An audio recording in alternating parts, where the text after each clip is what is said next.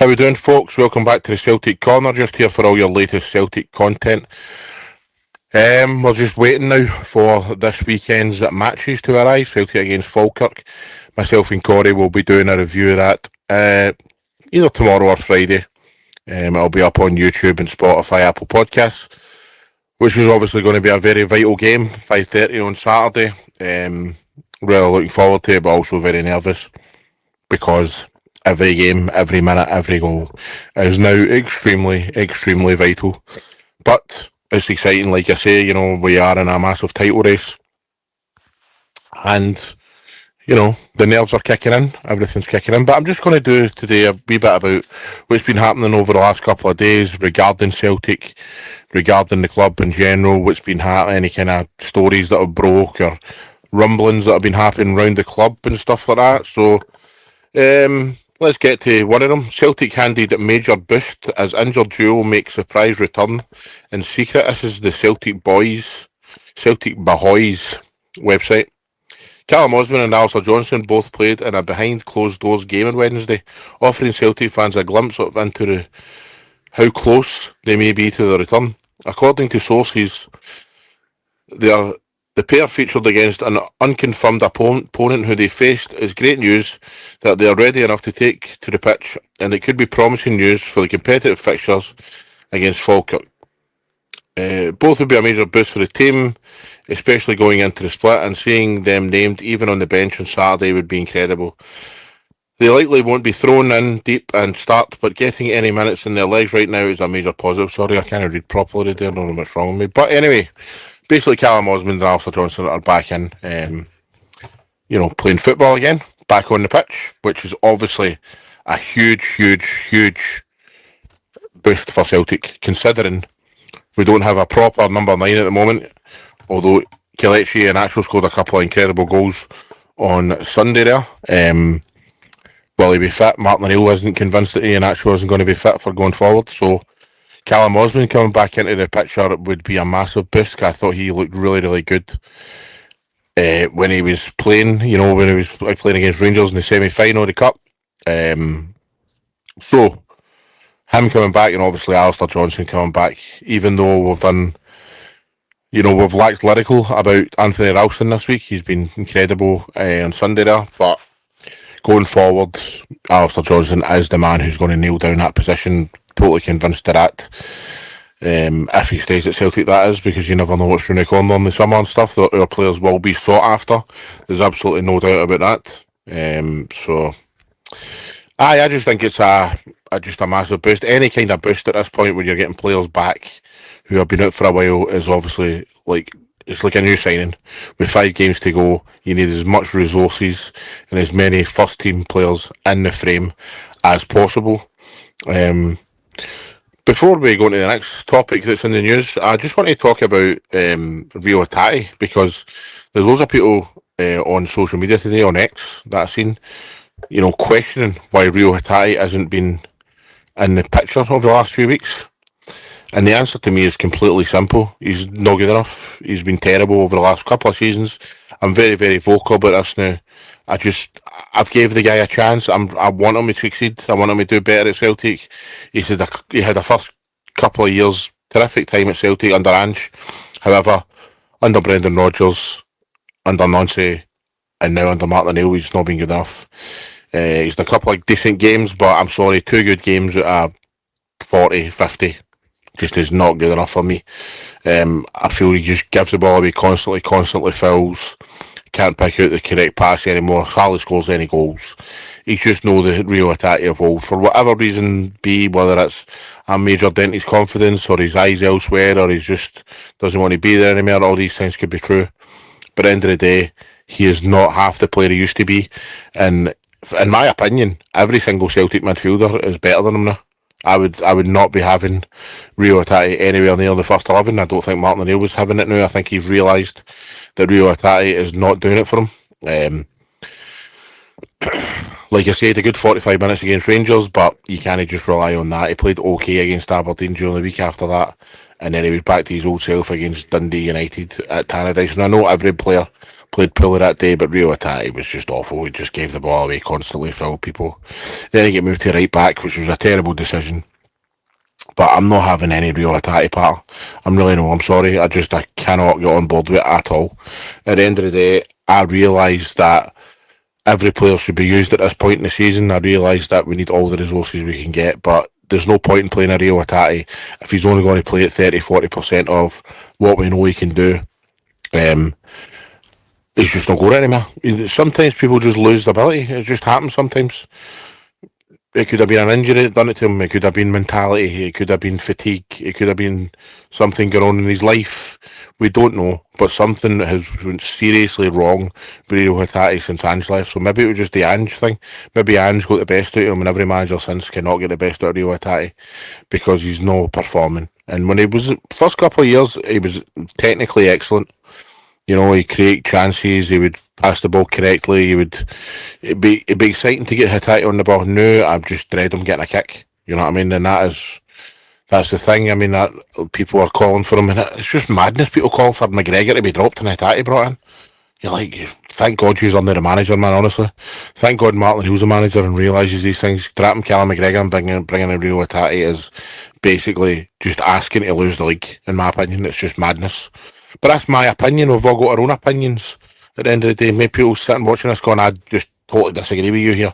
But at the end of the day, that is my opinion. I've seen enough of Rio Hatate over the last couple of years now to realise that he is way, way, way off the pace.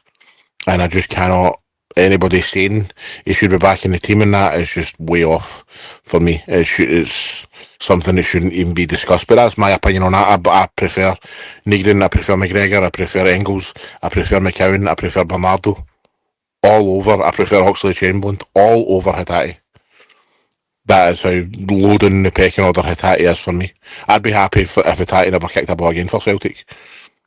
You know, sometimes you just make your mind up on players. I've seen enough of Hatate now. You know, that the sending off against Bologna, shocking. You know, all the games before it, but he's just constantly getting the ball away. Under Wilfred Nancy, he was constantly getting the ball away.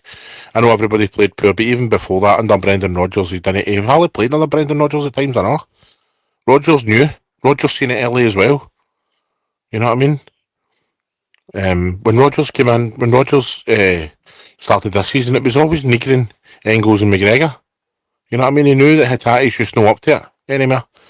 And so Celtic fans need to stop calling for Rio Hatate to be involved in any of these games coming up, because he's way, way down the pecking order and he should be anyway.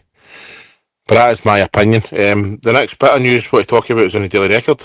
Odsonne Edouard fires message at Celtic.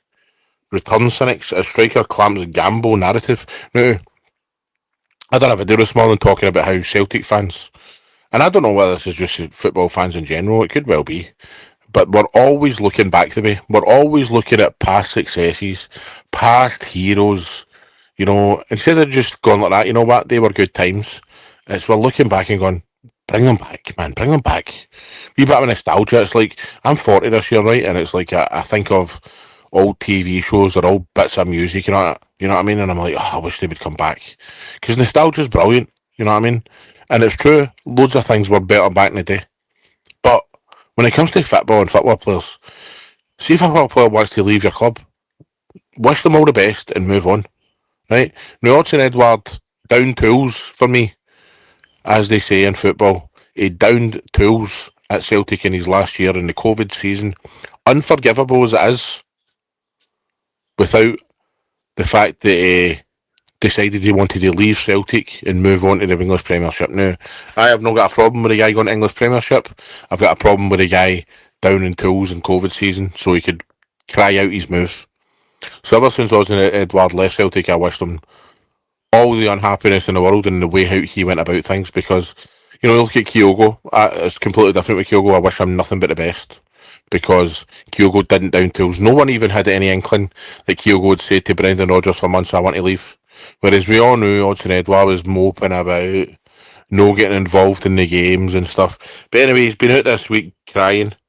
Striker Odsonne Edouard has admitted he was angered by being described as a signing gamble last summer amid speculation over Celtic return. Treble hero Edward was a standout during his 4 years in Glasgow, smashing 87 goals before sealing a £15 million move to Crystal Palace in 2021. However, the move turned sour, and last season the Frenchman was farmed out on loan to Leicester City, but endured a miserable year and failed to play a single minute under then boss Ruud van Nistelrooy after his appointment in the second half of the season. The 28-year-old would eventually sign for Lens and review his career. He has netted 2 goals in his last 2 League One games, rating 12 goals so far this term and leading his club to an unlikely title bid. The Bully frontman told Onze Mondiali, "When you see people saying or writing the odds in Edward bet, it's a gamble. I'd like to bet on someone who's played in the Champions League, the Europa League, who scored goals in the Premier League and pretty much everywhere he's played." Now, Odds Edward basically just giving out all guns blazing there, saying, look how good a player I am. I've scored loads of goals here, there. I've done this and that. I've scored goals in Europe. I've scored goals in leagues in the Premier League and that. I'm sorry, mate, but like I say, you down tools that season. And let's be honest, since you've left Celtic, you've not really done fuck all. I'm sorry, but you've not really done nothing. You went to Crystal Palace. I remember your debut. You scored against Tottenham Hotspur. Scored a nice goal. And I thought this could work out because he's a talented player. There's no doubt about it that Odsonne Edouard was a talented player. Whether he still is, jury's out for me. When he was at Celtic and just before Celtic, he was amazing. All the goals he was scoring at the French level, under 17s, under 18s, that kind of level. And obviously the goals he was scoring at Celtic, it was tremendous. He did look a really, really talented young player. But when it comes to a lot of French footballers, and I'm sorry, I need to say that. I feel that a lot of French footballers sulk. It's just the way that some of their mentality is. Odsonne Edouard sulked, if that's a word. He sulked. Because sulk isn't a word. He wasn't interested in Celtic anymore. Instead of trying to push through his move, like these Japanese players that we all think are doing it right now, your Maidas and your Hitatis, we think they're possibly with their head down and they want to move on. It's football players need to remember that if you don't get your move, okay, it's disappointing, but you work harder and you try and get the move again because football's always changing. There's the January window, there's the summer window. You're always going to get your move at some point. You try harder, you'll get your move. These clubs won't be put off by the fact you didn't go at a certain point or whatever. But Odsonne Edouard hasn't really done much for me since he left Crystal Palace. Like I say, since he left Celtic, goes to Crystal Palace. Was never really a major starter for there. Mateta was always starting a lot of the time. Then he goes to, it didn't really work. Then he goes to Leicester. Didn't he get a shot, as he's saying here? And then now he's in France again. Now, to me, if you were to bring Odsonne Edouard back to Celtic, first of all, I'd be very, very unhappy with it for all the reasons I've mentioned. And also, it would be a major gamble. It would be. We wouldn't be getting the same player that we got 5-6 years ago. There's no way. We are not getting that same player. He's lost a yard, that's for sure. He's lost his confidence in front of goal. And it's one of the things. I just believe that Odsonne Edouard would be a massive gamble to bring in at Celtic, and he's not the man we need. We need to be looking forward as a club. We need to be looking forward. Let's not go down the road of, this guy, that guy, Giacomakis, Kyogo, like I say, Odsonne Edouard, Moussa Dembele. There's even people going on about Patrick Roberts still to this day. Let these guys go. Now, it's different with somebody like Kieran Tierney, because Kieran Tierney was raised on Celtic, was brought through the academy, moved on for big money down to the Premier League. Kieran Tierney, for me, was always destined to come back to Celtic. I just feel that is the thing. And then you've got Jota, who I've not been on board with coming back. At the end of the day, if somebody comes back, it's out of my control, right? And I'll back them when they're back here. You know what I mean? It's like when Jota came back, it's not the man I wanted, but at the end of the day, he's back. You back him. Unfortunately, he's had that terrible injury, and he's no featured at all this season, basically. So I just feel that we need to, as a club, just move forward, get our new heroes in, get better players in. Do you know what I mean? There's always new, like I say, there's always new heroes, man. There's always new heroes every single time that a player moves on. You get somebody else in, you know. And whether that player doesn't work or whatever, eventually one will work. You know what I mean? Eventually they will work. Look at all the strikers we've had, the very talented strikers since Henrik Larsson's left. Now, none of them have been in Henrik Larsson's league, right? But we've had loads of heroes after Henrik Larsson. We've had Gary Hooper. We've had Scott McDonald, right? We've had Kyogo. We've had Edward. We've had Dembele. All these amazing, decent strikers for Celtic at the time. You know? Lee Griffiths. All these guys have all scored multiple goals for Celtic after Henrik Larsson left the football club, and we thought it was the end of the world when Henrik Larsson left the football club. You know, Virgil van Dijk moves on. Eventually, you end up getting Cameron Carter-Vickers, which to me, Carter-Vickers is the best centre-half I've seen at Celtic in my lifetime. That's how highly I rate Carter-Vickers. And I grew up in a time of Baldy and Volharen and Mialbi and Stubbs and Reaper and Anoni, and, you know, as it went on, you know, Gary Caldwell, Stephen McManus, and all these other very talented players, you know what I mean? It's like, for me, Cameron Carter-Vickers is ahead of Virgil van Dijk. While he's been at Celtic, I'm not talking about Van Dijk. Obviously, went on to achieve amazing things in the game. Went on to win the Champions League and the Premier League multiple times. But for me, while they've been at Celtic, Carter-Vickers has been the better player playing for Celtic. So that's just what happens. Players move on. When Eddie McGeady left, we go, how are we going to get a wee tricky winger in here, man? We've had loads of tricky wingers since then. Abada, Jota. You know what I mean? It's like, it's just Nicholas Kuhn. You know what I mean? We've had players, we need new heroes. We don't need old guys coming back, man. You know what I mean? And I wish most of them who didn't down tools like Edward and Ayer did. I wish most of them the best when they move on.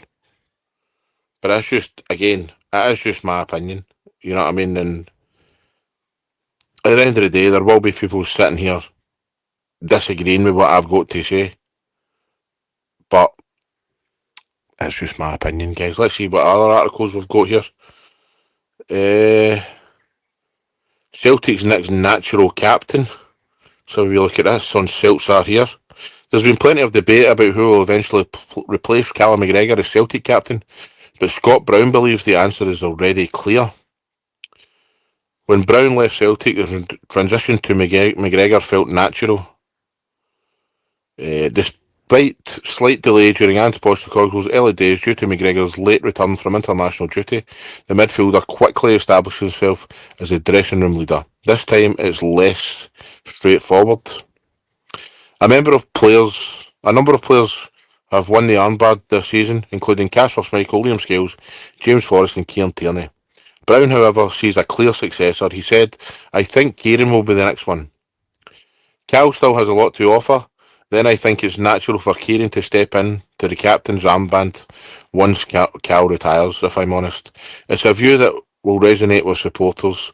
Tierney's leadership qualifies him as, and no doubt, Celtic has only strengthened their case. Tierney's leadership qualities have been in doubt, and his return to Celtic has only strengthened that case. Apologies. On the pitch, he's delivered 5 goals and 11 assists from left back this season, underline his influences going forward, while his presence and standards set the tone defensively. Now, Kieran Tierney's the next Celtic captain. I'm not too sure about it, because I'm not too sure that Kieran Tierney will see out a longer contract than Callum McGregor, to be honest. I think they're both similar ages. So I think Kieran Tierney may be slightly younger, maybe a year or two younger, but for me, I think it's a bit presumptuous to think that Callum McGregor will be gone by the time by the time we need a new captain. You know, by the time Kieran Tierney's still there, sorry. I think it's a bit presumptuous to say that Kieran Tierney will still be at Celtic when Callum McGregor leaves, is what I'm trying to say. I apologise for my reading and stuff tonight, guys. It's pretty shocking, but it's after a long day at work and that, isn't it? So, but I must admit, I think it's a bit presumptuous. If that case does happen, that scenario does arise, where Callum McGregor has left Celtic to retire or go elsewhere or whatever, and Kieran Tierney is still at the football club playing games, yes, I'm on board with Kieran Tierney being the club captain. However, I'm not too sure that'll be the case with Kieran Tierney's injuries and stuff. I think maybe because Callum McGregor's been coming off over the last few weeks with 20 minutes to go, such and such, I think that maybe Scott Brown is looking at that, or maybe he knows stuff that we don't, that Callum McGregor is maybe coming to the end of his career. This made me think, actually, why Scott Brown coming out and saying that, you know what I mean, when Kieran Tierney's still at the club and still got his injuries. I would have always thought Callum McGregor would have had a longer career than Kieran Tierney. So that is interesting to me. That could be telling me that Scott Brown believes that Callum McGregor may not have as long in the tank as I believe he might, you know. And could that be, if Callum McGregor's coming off with 20 minutes to go at this point in his career and he's getting puffed out, maybe next year's the year that Callum McGregor starts being a bit part player for Celtic. Maybe. It's made me think. I don't really know. I don't know why Scott Brown's coming out and talking about Kieran Tierney being the next captain. Because, you know, obviously when Scott Brown's the captain of Celtic, Callum McGregor's significantly younger than Scott Brown. So we all knew that was going to be a natural transition. Whereas Callum McGregor and Kieran Tierney, even though they're a couple of years probably apart from each other, Kieran Tierney has got the significant injuries over the years. His hips basically made of chocolate these days. So I find that interesting. I find that really, really interesting. But time will tell. Scott Brown's obviously got a lot to say in his last wee while, but he's been on podcasts and stuff, and like I said on my previous video, that Scott Brown has got every right to talk about Celtic in any way he likes. So, aye, interesting. But that's been a recap. There's been a couple of wee articles, but nothing really to test home about.